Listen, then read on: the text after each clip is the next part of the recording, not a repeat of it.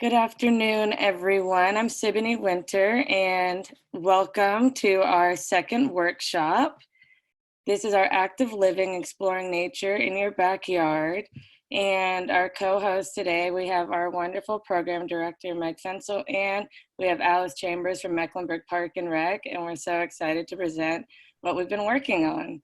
So I'm gonna go to the next slide where Meg is going to discuss with us a little background on Sustain Charlotte. Thank you, Siboney. Thank you so much for all of you joining us today. We're really glad that you're here. We know that these are difficult times and you may be working and staying at home a lot, but we thought that we would bring a great guest speaker and a wonderful program that can inspire you to still be active as we're social distancing. So thank you so much for choosing to spend your social distancing lunch with us today. If you're not familiar with Sustain Charlotte, we're a nonprofit organization, which means that we're here to serve the community. And our mission is to inspire choices that lead to a healthy, equitable, and vibrant community for generations to come. So I just want to give you a few details about how you can participate today. We want this to be interactive. We're going to ask a few questions throughout the presentation, and we want you to share your ideas with us. So some things that you can do in Zoom are you can raise your hand. So if, depending what type of device you're on, whether you're on an iPad or a Kindle or a laptop, your buttons may be in slightly different places. But if you take your mouse or your pointer down to the bottom of the screen, you should see a little area that says participants. And there, if you hover over that, you should see a list of names, and you can choose to raise your hand. So when we have some questions, you can raise your hand. You can also unmute yourself, which Siboney will explain when we do the questions, and we'll have a chance for you to give some input.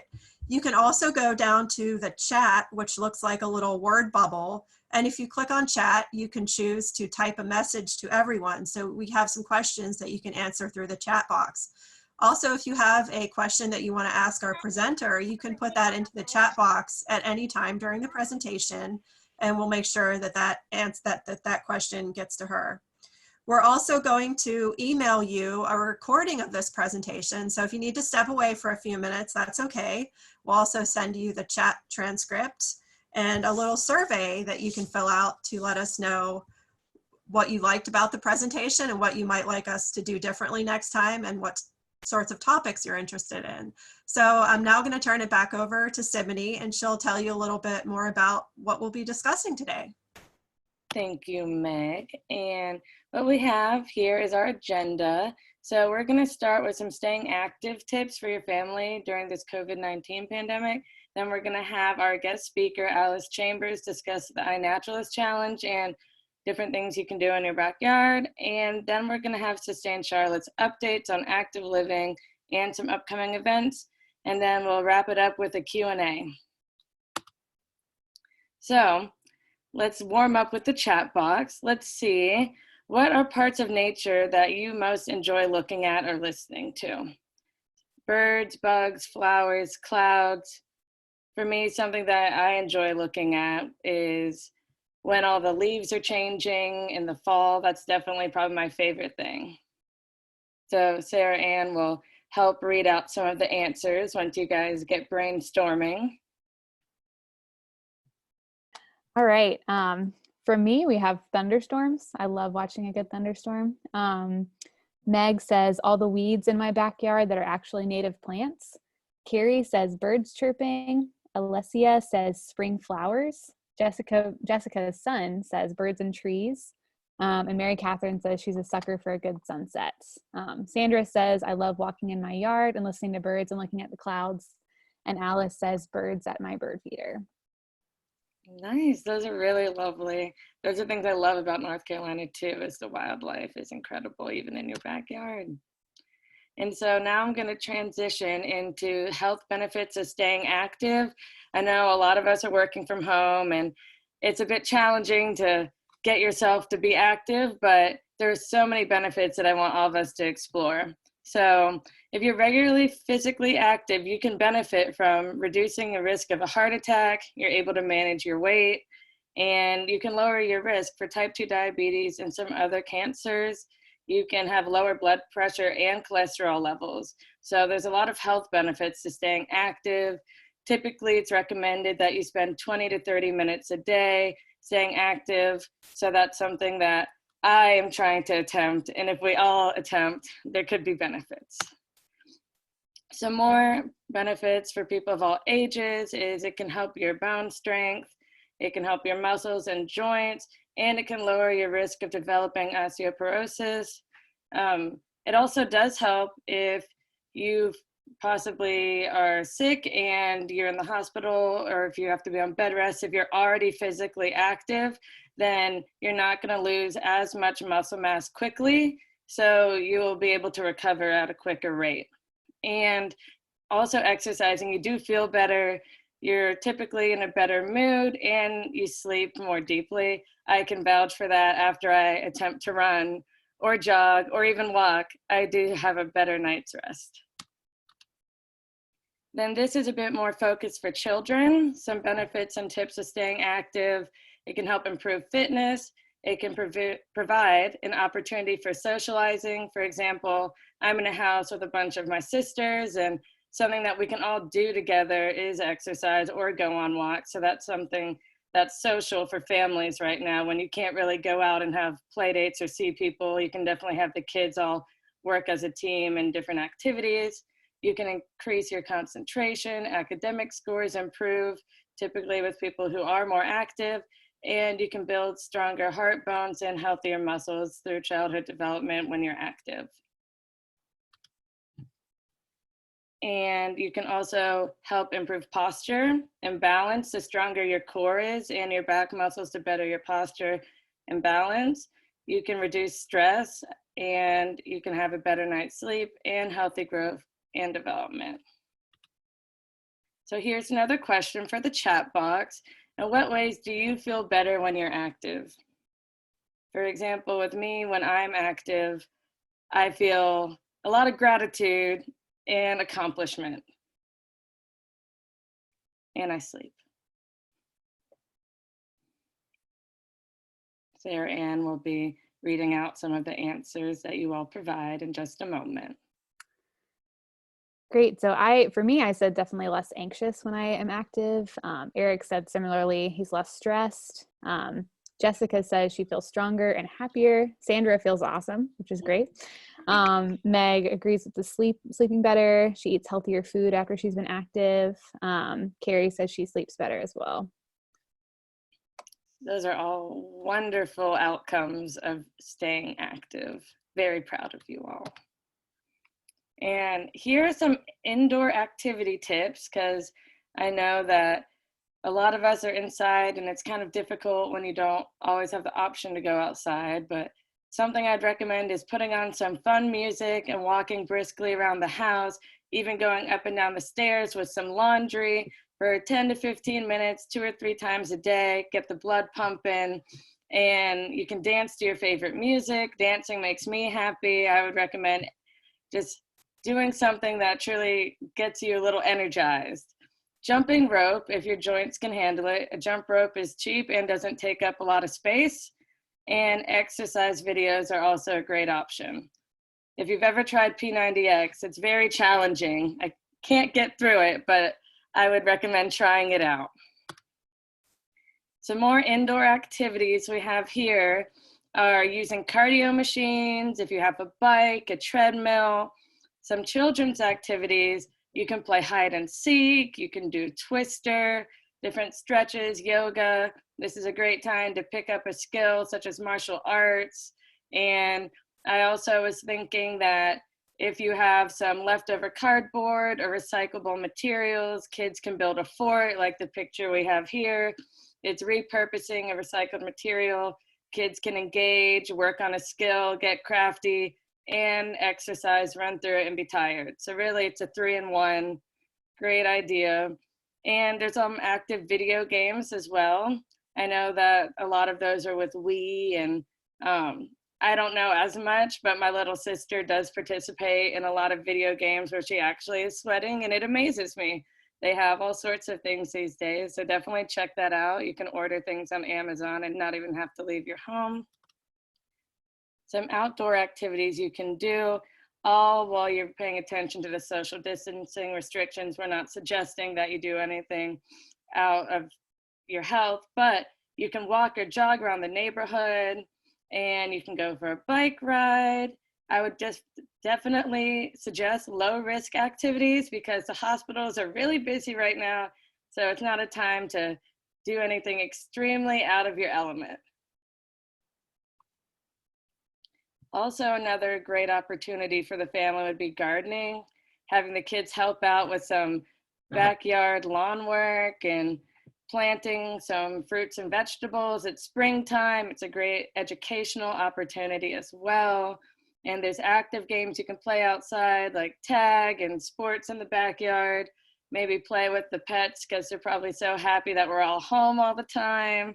And you can even draw some chalk on the driveway, do some hopscotch. Kids can make kites out of recycled materials and fly it outside. It's been really windy the past few days due to the really crazy weather. And it's a great time to spend time outside and be in nature and get more in tune with your backyard, which is really a lot about what Alice Chambers is going to be discussing with the iNaturalist Challenge that we're going to go into in the next 2 slides. And now this one is our question. What are your favorite ways to stay active while you're staying at home? This could be inside or in your backyard. So I'll give you guys a minute to respond to that.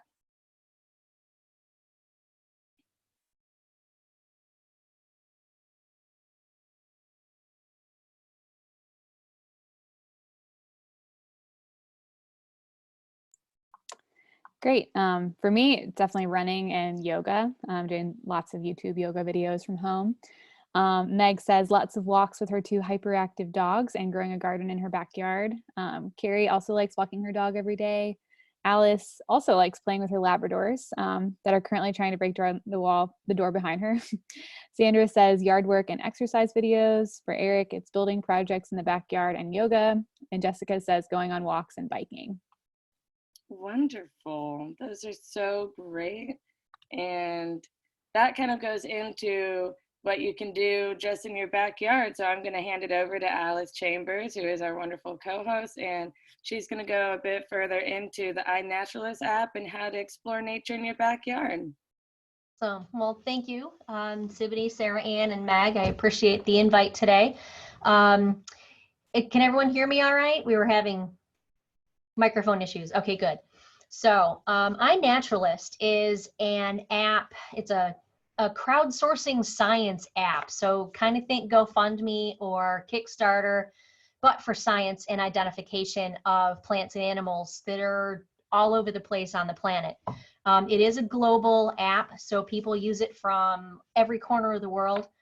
And something that you can do is look at the different plants and animals that are in your own backyard and add to that crowdsourcing and letting the scientists know. I can hear my dogs in the background. What's out there. So what the iNaturalist app does is you would record your observations either on your smartphone, your tablet, or with an actual camera, and then upload those to your computer.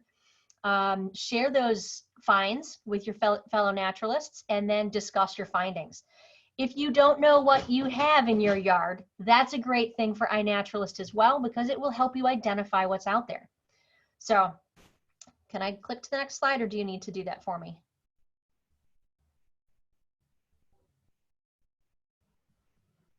How do I go to the next slide, Miss Siboney? I'm trying to click through and it is not. It's stuck. Yeah. So what I'm going to do next, once we get to the next slide, is there we go. There we go. Okay. Sorry about that technical. That's okay. Is kind of walk you through how to do an observation on your smartphone.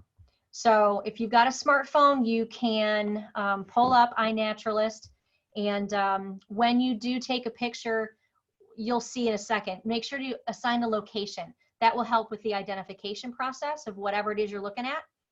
And if you know what you took an image of, you'll be able to actually label it. If not, you can wait for other naturalists to help with that identification.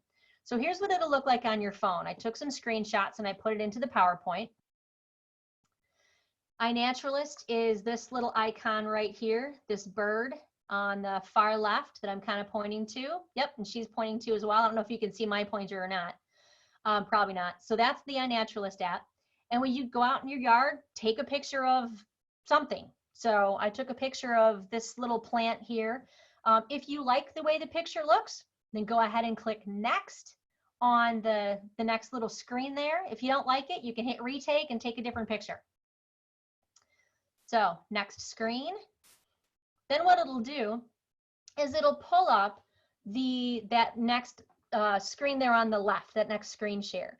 It'll show you a picture of it. You can take more than one image if you want to get a picture of the top of the plant and the bottom of the plant, or however you want to do that. It'll show you where you took it, what time you took it. You do need to turn on your geo-privacy if you want to do that, or you can kind of zoom in on your own map on that space.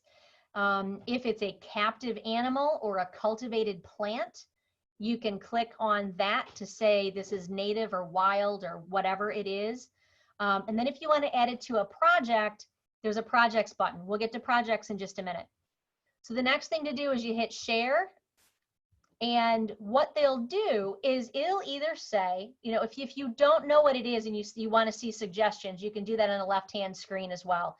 It'll say, what did you see? You can click there and it'll give you some suggestions of what the community thinks that plant or animal might be.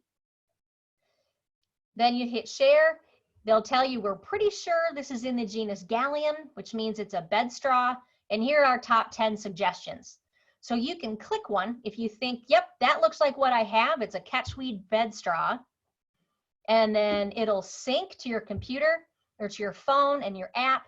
And on that far right screen, you'll see, I also did an annual, which was running around, but you'll see that catchweed bedstraw then loaded onto my app. Does that all make sense so far on how you would take a picture of something and get it into the system? Okay, I don't see any hands going up, which is good. So the next screen, we'll go over to inaturalist.org, and I'm going to grab the screen for a second. So you'll be able to see what I'm doing, hopefully. Share screen. Come on, I want this one. All right, so this is what iNaturalist looks like on the computer or on your tablet. When you've got a little bit more space other than your phone, this is that opening page from where I've gone on and just kind of opened up iNaturalist. You can see all these little red spots are things that have been found all around the world. They've had over 34 million observations, 250,000 species almost, and 900,000 people are using iNaturalist. So it is global. It's pretty cool. And you can kind of scroll through some of the things that have been found recently, anywhere from a cool little hummingbird in San Carlos, it looks like, to a vetch in Clarksville, Tennessee, Flower Mound, Texas. So they find things all over the place, which is pretty amazing. And then my page, come on, I loaded these all up so they wouldn't take forever. So you can start to see some of the little spots where I've been coming up, and I've loaded some things. So I've got several down here in North Carolina. I've got a couple up there in the Chicago area. I haven't loaded the ones from West Virginia yet. But if you want to upload a picture that you've taken on a camera, you would just grab that image. And I believe, well, let's see what I got here. You can upload something from a file, or you can drag and drop, which is what I had set up a second ago. Come on, drag and drop.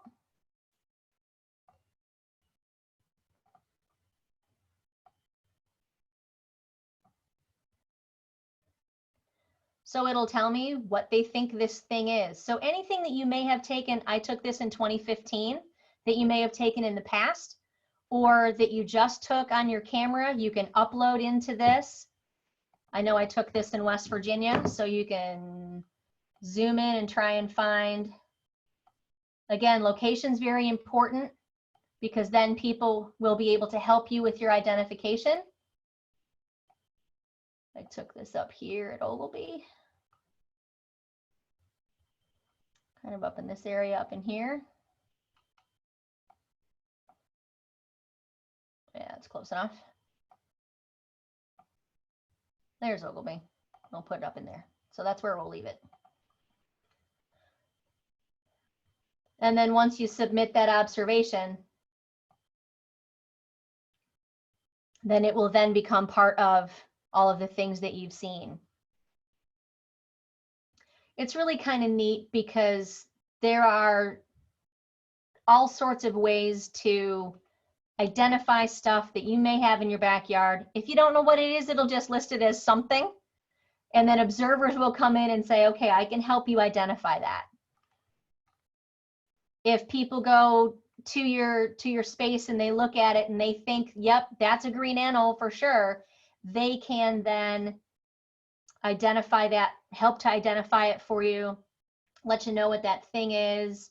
You can click on it if you like it. You can see all the different places that other people around you have seen that thing. So it's really kind of fun as far as a way to identify what's in your backyard or what's in your neighborhood. So something that we've got right now going on is called the Social Distance Nature Challenge, and it's using iNaturalist for people to tell us what they've seen, and they're loading it all into this drawer of the file cabinet. So 44 minutes ago, somebody saw some water purslane.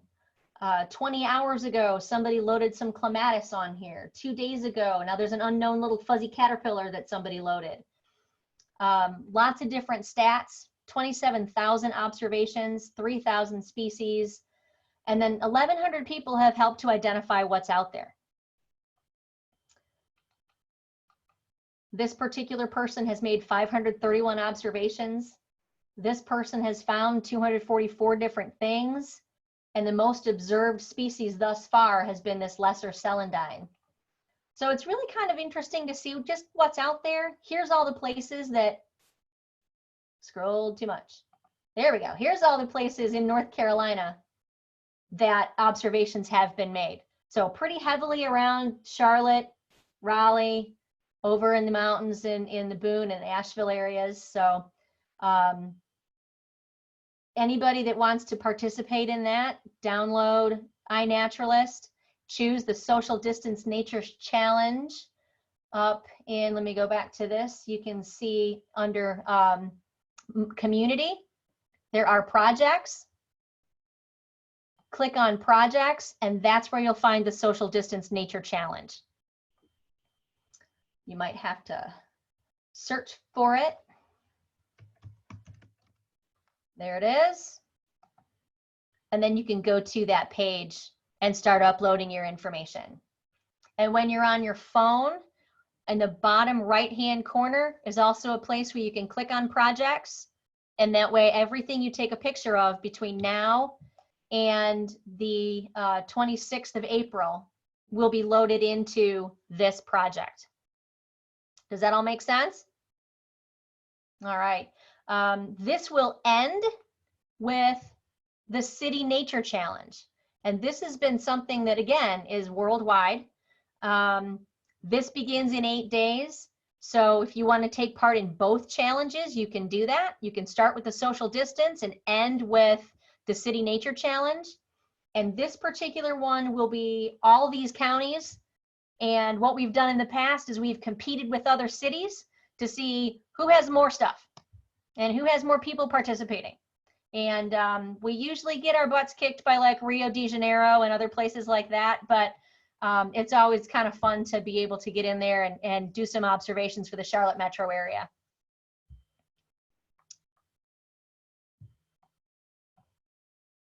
All right, back to you.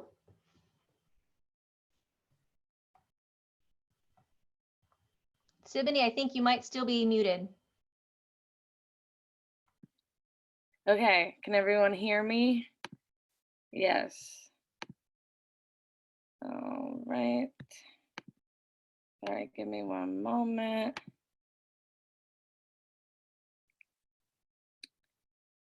The screen is loading. Okay.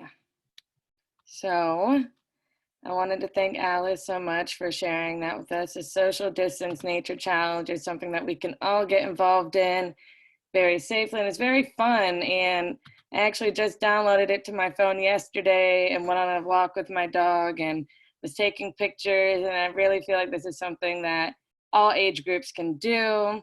A lot of kids are able to participate in.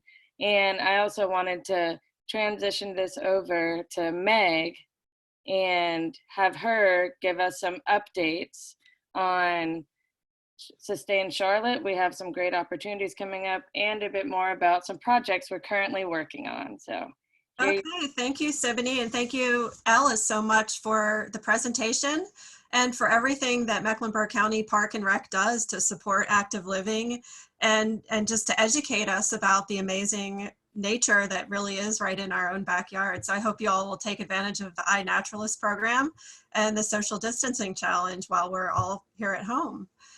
I want to just share a few ways that Sustain Charlotte supports active living, and then I'll give you a few upcoming opportunities that we have to get involved. One of the easy ways that you can follow our work is to follow us on social media. We're on Instagram, Facebook, and Twitter. We also have a great newsletter at sustaincharlotte.org, so you can sign up there. Sustain Charlotte does a lot of work to support you being able to get to parks and greenways and making sure that you have parks and greenways in your neighborhood. Now that we're all staying at home, we recognize that it's really important for families and for individual people to be able to walk and ride their bicycles to parks. With the social distancing, not everybody was following the rules, so our county leaders have decided that they have to close the gates at the park. So you can still walk or ride your bicycle to a park, but you're not able to drive into a park until the social distancing is lifted. So this really shows us that it's super, super important that we have parks in our neighborhoods because not everybody is able to drive to a park. And back in 2008, voters in Mecklenburg County wanted to support parks, so they voted for a bond, which is a amount of money to support new parks and greenways. But then there was a recession, so the economy had some problems back in 2008. And so 13 of those parks and greenways hadn't gotten built. So what Sustain Charlotte and some other people in the community did is we put a petition together. And so the petition asked our leaders to make sure that they spent the money to build those parks and greenways so that kids and families can use them.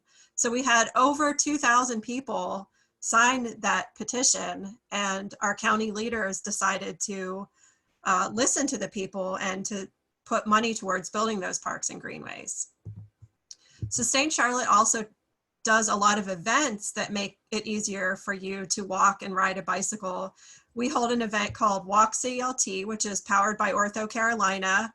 And this is an event that allows you to walk around a neighborhood, which is the Fremore West area. So it's just outside of Uptown Charlotte. And we've held the event for the past few years, and we're still working out logistics and figuring out how we're going to have to change that and possibly reschedule it. But we'll share more details as soon as we have those. It's a fun, free, family-friendly event.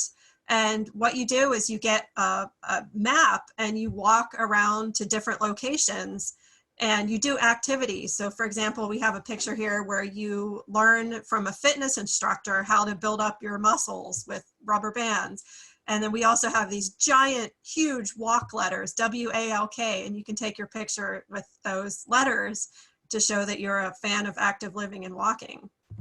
We have a really fun event in the fall called Biketoberfest. It's presented by the Charlotte Knights.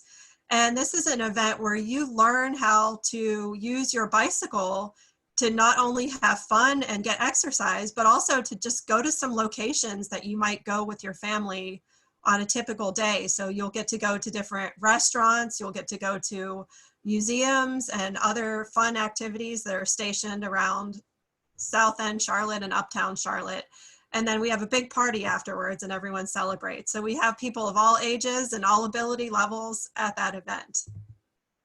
Sustain Charlotte is working hard to make our streets safe for all people. We know that in order for you to be really active and spend time outside, it needs to be safe for you to cross the street, to go to the park, or to go to the playground. And we know that there are still many parts of Charlotte where it's pretty difficult to get across the street safely. So we're working to change that. There's a picture in this upper left-hand corner of us doing what's called a walkability audit. And we do those with residents. And so what a walkability audit is a group of people who get together and they walk around an area and they just take notes about some of the reasons that it might be difficult to walk in that area. And then we put all those notes together and we share them with the people who make the decisions in our city about how to make the streets safer. So it's a really good way for people who live in neighborhoods to get together and to use their power to make our streets safer. The picture in the bottom left is some residents from a neighborhood called the West Boulevard area. And they got together to come to a city council meeting. So city council is the group of elected people who make decisions about our city. And they asked the city council to make their neighborhood streets safer for walking and riding bicycles. And the city council listened to them and they started a program called Vision Zero. And Vision Zero is the goal of making the streets so safe that nobody is injured or killed on our streets within the next 10 years. And over on the right-hand corner are some summer campers from the Youthquake Summer Camp at the Arbor Glen Rec Center, which is a Mecklenburg County Park and Rec facility. And there's a church that has a summer camp and they do some activities in the Arbor Glen Rec facility. And we host a program in the summer called the Youth Sustainable Transportation Fair. And we bring in partners like Charlotte Department of Transportation. And what you're seeing here is these kids are using those virtual reality goggles. So basically they're playing a video game that is showing them what the street looks like. And they're watching out for different hazards like cars that might be coming across the intersection. So it's a really fun way that kids can learn how to be safer when they're out on the street. We are also working to make our streets safer for people by making sure that the street itself has space to walk and ride a bicycle. So the picture in the lower left is from one of our walkability audits that we did a few years ago. And we brought groups of volunteers out to see, for example, in this case, does it feel safe and comfortable to walk across a very long intersection where there's a crosswalk? Is there enough time to get across that intersection? And then we share the results with our city decision makers. And the picture in the upper right is really exciting. This is the brand new protected bike lane on a street called the Plaza. And this street used to have 2 lanes of traffic in both directions. So if you could picture cars going side by side on this narrow little street. And a lot of people were getting injured when they were walking and biking on this street because it wasn't really a very safe place to walk and ride a bicycle. And so the people who lived along this street got together with us and they told the city government that they want this street to be a really safe place for families. They want people to be able to have a safe area to walk and ride a bicycle. So after a few years of working together with the city has built a protected bicycle lane. So what you see here is where those planters are. Those are physical separations. So it's creating physical space for people to ride a bicycle over on the right-hand side, and then the cars can be over on the left-hand side. And the balloons aren't there anymore. Those are just there for the grand opening celebration. But what is still there is a lot of people of all ages and all ability levels. So you have little kids and you have grandparents and all sorts of people walking and riding scooters and pushing strollers on that protected bike lane. And that's a much safer street now to do that. And now I just want to tell you about a few opportunities that we have coming up. One really easy way that you can help to make our streets safer for walking and biking all throughout Charlotte is to sign our statement of support at sustaincharlotte.org/action. We are asking Charlotte City Council to commit $50 million over the next 2 years to invest in safe places to walk and ride a bicycle in Charlotte. So you can see all the details of what we're asking and add your signature at sustaincharlotte.org/action. We also have a really fun celebration of all of the great individual people and the organizations that are supporting sustainability in the Charlotte area. And we were going to host this on Earth Day, which is next Wednesday, but because of social distancing, we're going to postpone it. We don't cancel parties because they're too fun to cancel. So we're postponing it until September 9th. And what you can do now is you can go to sustaincharlotte.org and check out more than 50 people and organizations that have been nominated for awards. So we asked the whole community to tell us who's doing great work on sustainability. And they submit those nominations and you can check those out. And then we have judges who vote on the winners. So the winners will actually be announced at the awards event on September 9th. But please go and look at our nominees and help us celebrate them.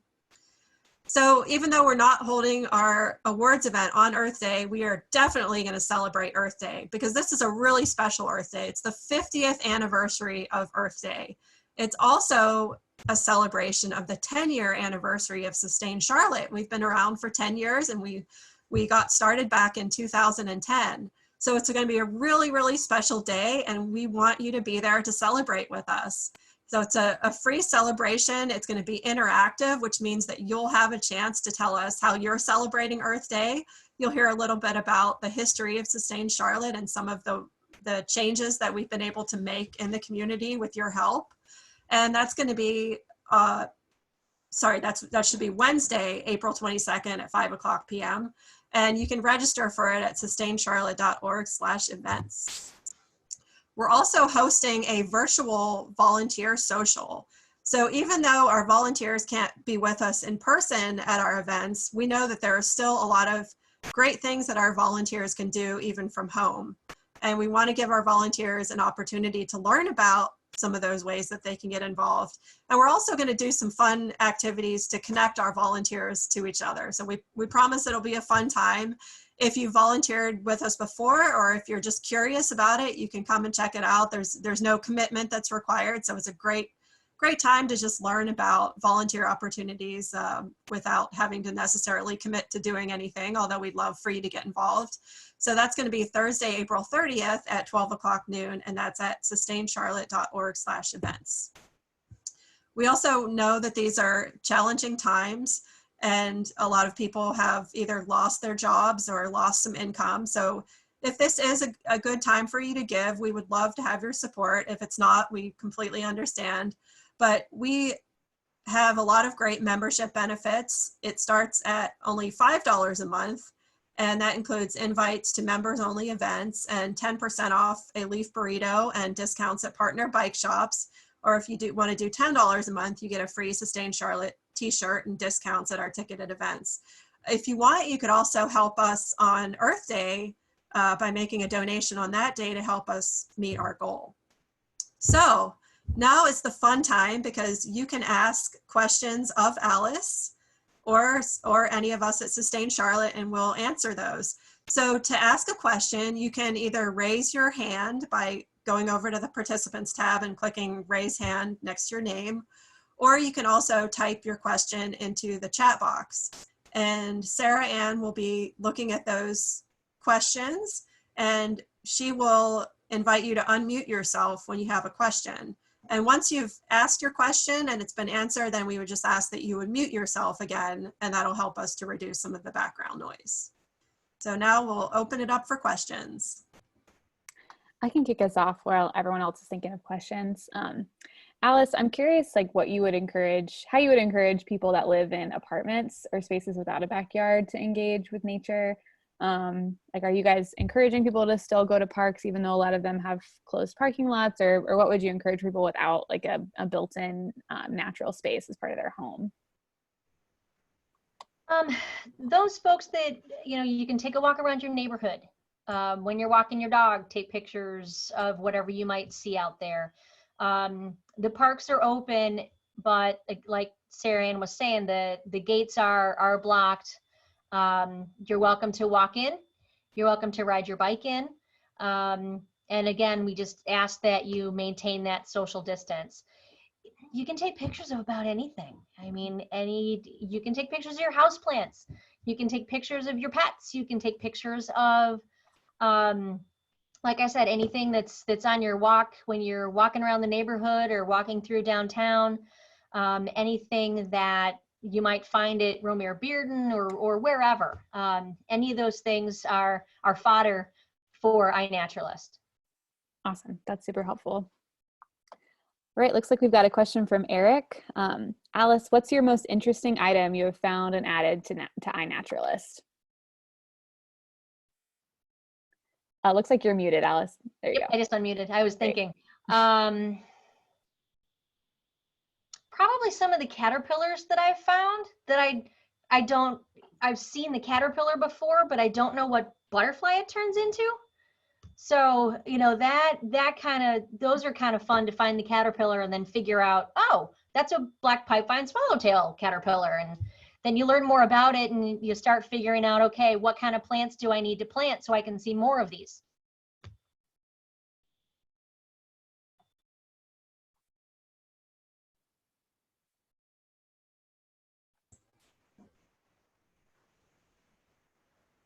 I have a question for Alice. Is there a certain time of day that might be better for spotting different types of organisms? Like, is there a better time of day for birds or insects or lizards?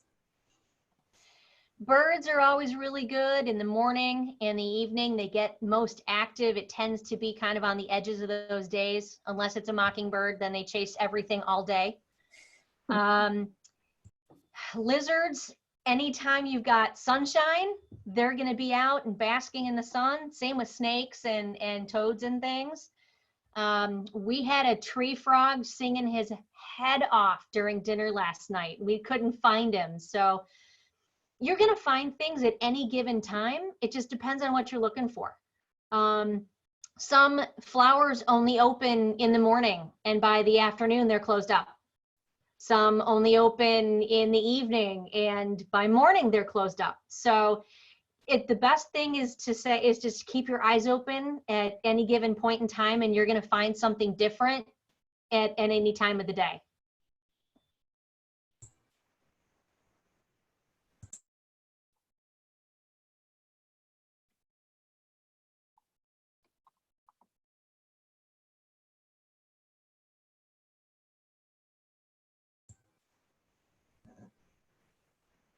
Okay, do we have any other questions?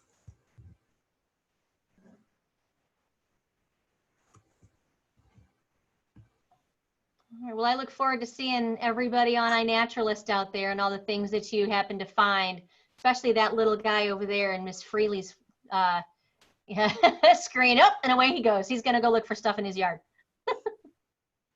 Okay, well, thank you so much for Alice joining us today. We really appreciate your expertise, and I hope that everyone will check out iNaturalist and get involved in the challenges. We really are excited about it and so grateful that even though we're all social distancing now, that we are living in a time where we don't have to be isolated from nature and from each other. We can do so much engagement with each other, even though we can't be with each other in person.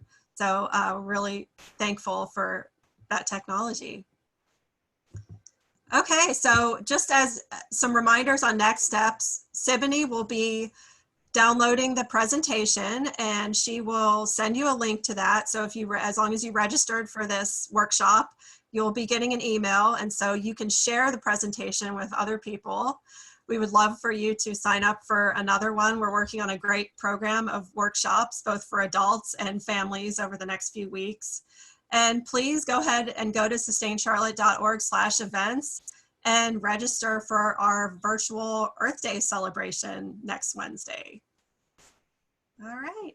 Thank you so much. Thank you so much, everyone. Thanks, everyone.